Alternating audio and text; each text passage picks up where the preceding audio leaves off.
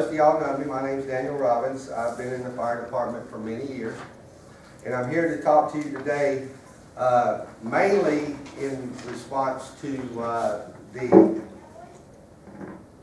very importance of emergency alert systems. All right? I know most of y'all have heard of these out over the radio and stuff, the emergency alert system, but you have a choice within your home to set up your own emergency alert system, because a lot of people have a misconception that it is the government's responsibility to save my life. No. All right? We're there to help. We maintain plans. We give you the education you need, but the primary responsibility of your own life protection is yourself. And you have to make that choice. We can't make it for you. I'm here today to talk to you primarily about how to properly install a smoke detector, but at the same time issue the importance of a good emergency alert system within your home. All right? Now, first of all, I want to give you an example. I would not be credible up here if I did not take the time within my own home to reinforce what I do. All right? So, with that being said, I'm going to give you an example of how an emergency alert system within my home saved the life of my family. While I was at work one day, my wife called me and said, the carbon monoxide detector's going off. The carbon monoxide detector's going off. What do I do? I said, the first thing, what have you been trained to do? And she said, call 911. I said, where's the kids? They're already outside. First thing Rebecca did was grab my grandson, head right outside with him. Okay? Natural instinct. She went outside, called 911. Fire department came in. Good thing was there wasn't nothing. It was just the carbon monoxide detector had gotten old. But again, that reinforcement of, especially with my children, get out. All right? That alert system says something wrong, get out. Okay?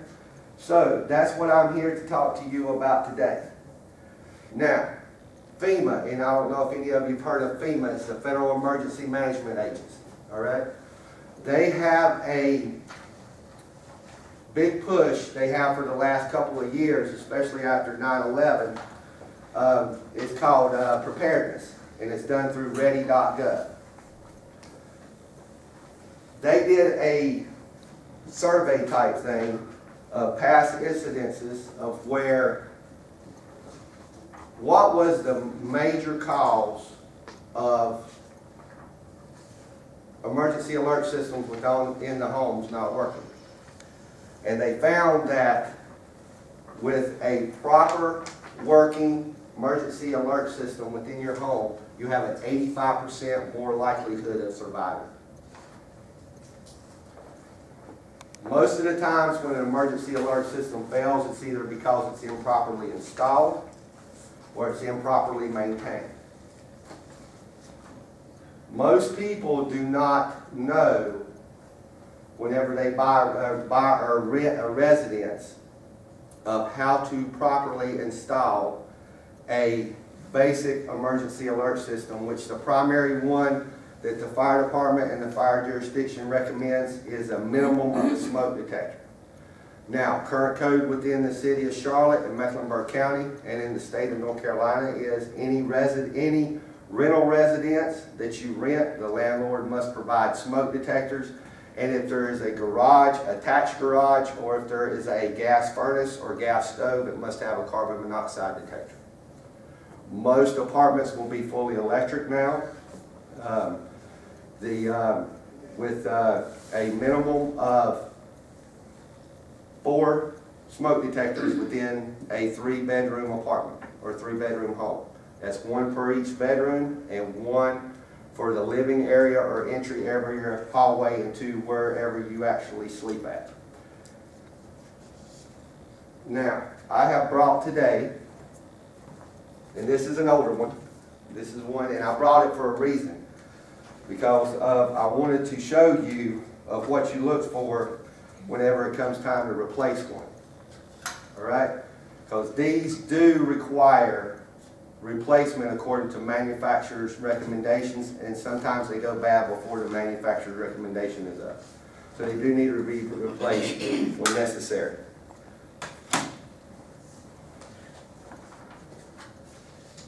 So now that we've talked about the importance of having a good emergency alert system and the roles that it provides, the next thing we want to talk about is how to properly install a battery-operated smoke detector. And in order to do that, you must know some very basic fire behavior. How is fire going to react whenever it's in a building? Most of the time what will happen is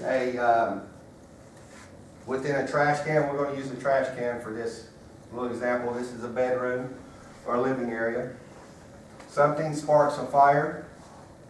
The combustibles inside start flaming up, and the fire will actually start rising in the smoke as it works itself up the wall. And it's going to work it over and across like that. Can everybody see that? Everybody understands how this is going up and over. As it progresses and as it increases, this smoke's going to come down. Most primary deaths are caused by smoke inhalation or carbon monoxide. That's the reason why they tell you to drop, stop, and roll, or either crawl under the smoke. With that being said, if you notice how there's a gap here,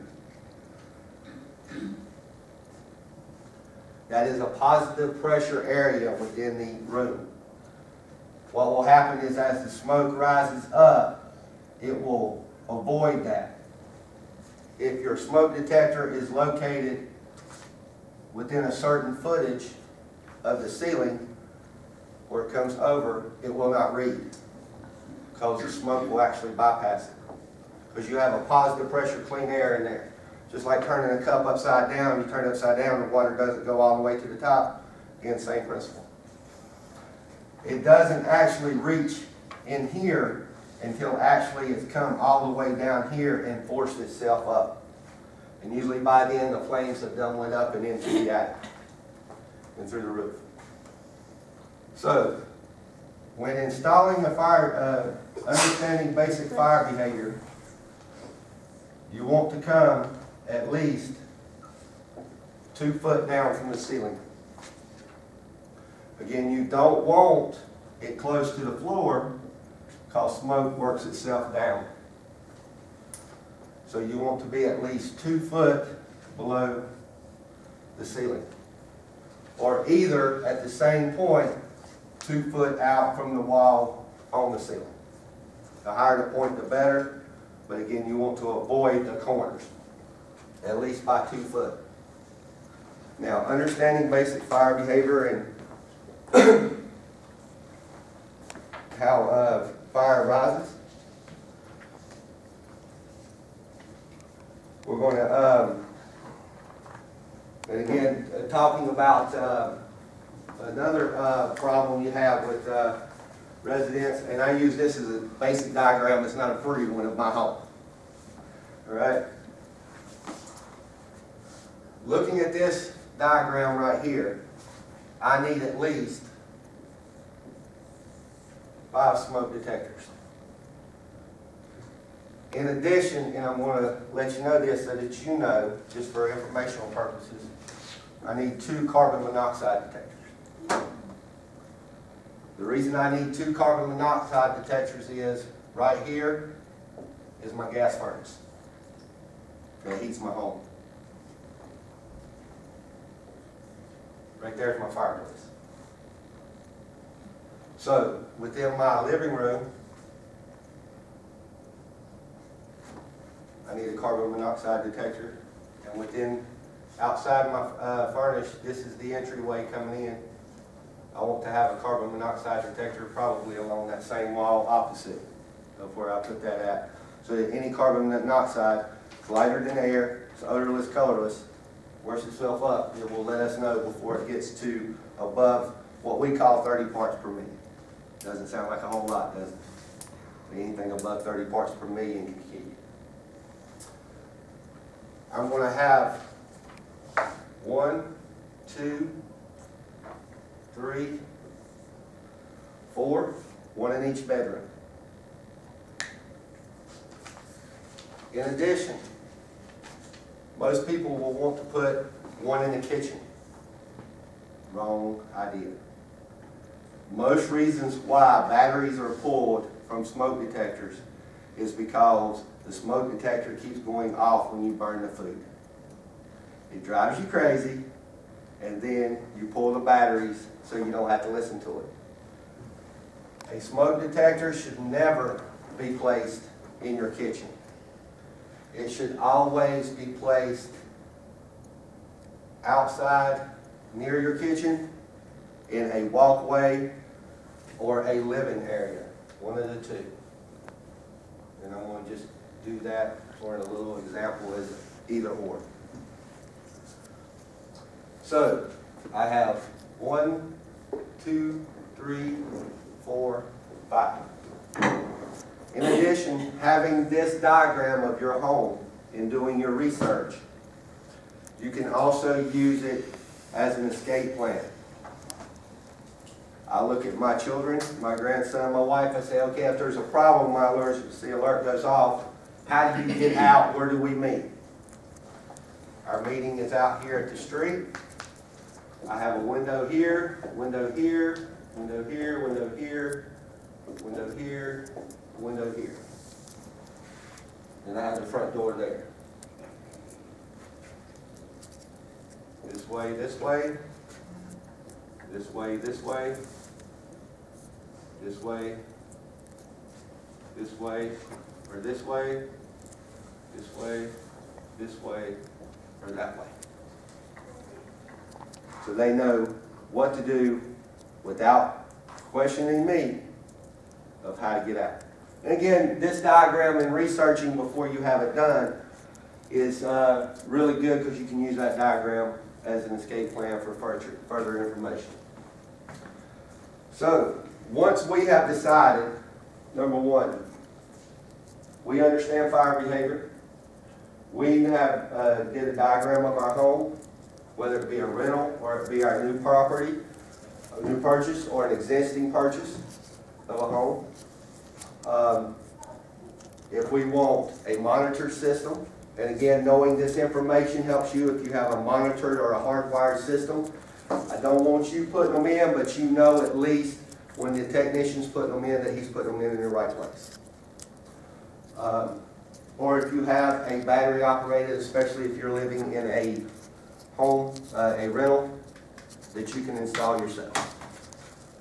Now that we know that, how do we basically install a fire extinguisher?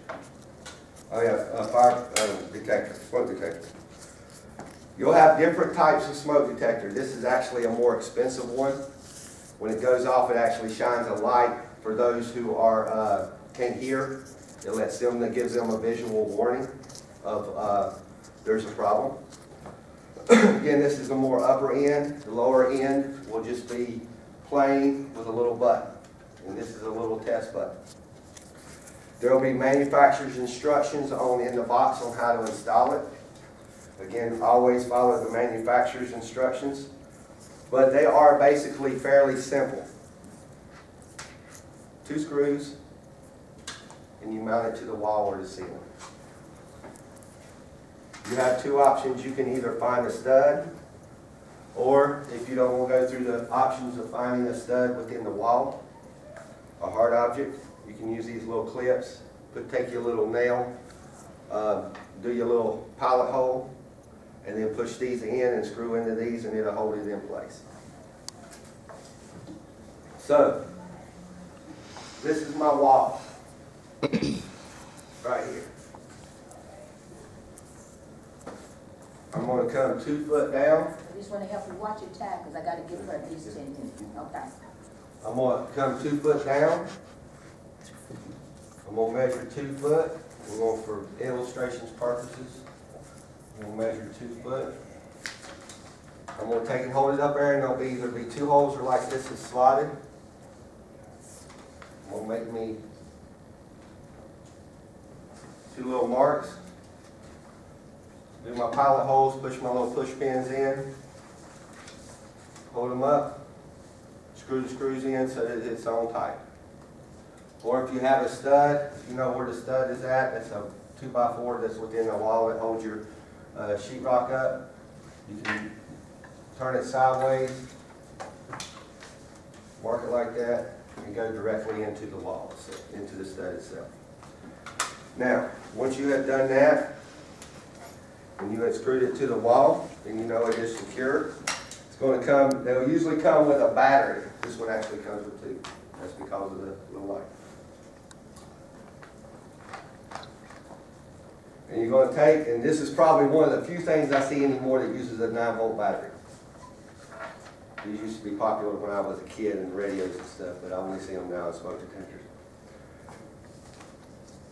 You'll actually place, they got a big prong and a little prong. You match it up so the little one goes into the big one. You just push it into place. Close it. This is your test button. You hold it down.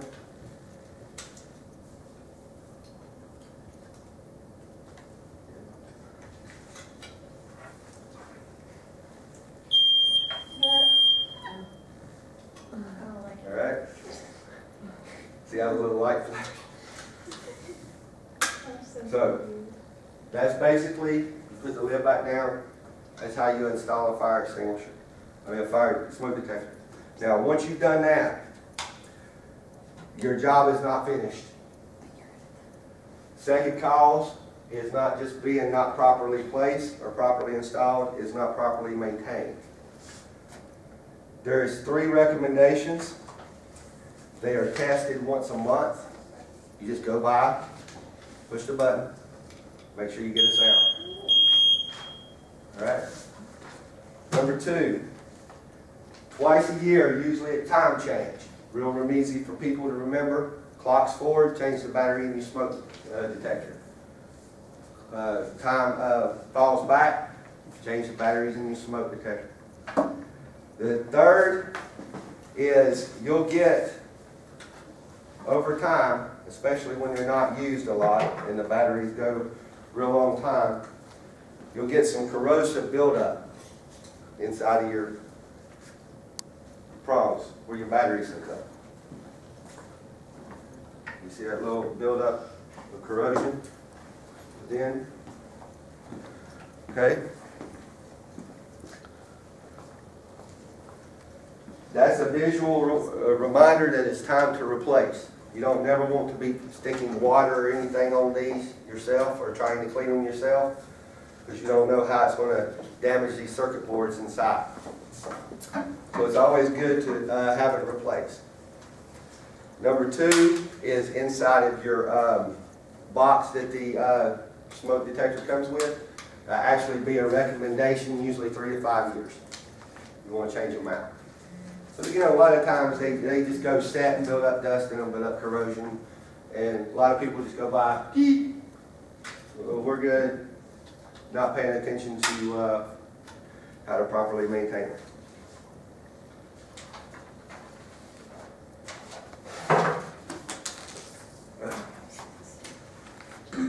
So therefore, in conclusion, to optimize the efficiency of early warning systems or otherwise smoke detectors that we're talking about today, the best thing to do is to understand basic fire behavior,